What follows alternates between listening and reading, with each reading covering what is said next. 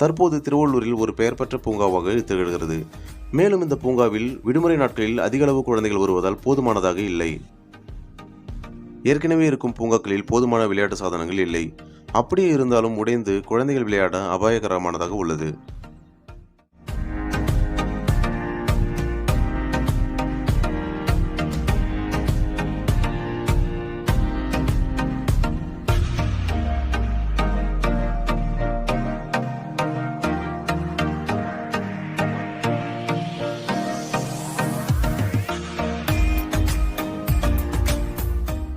இதனை கருத்தில் கொண்டு வாகைக்குழு திருவள்ளூரில் பல இடங்களில் பூங்காக்களை உருவாக்கி வருகிறது.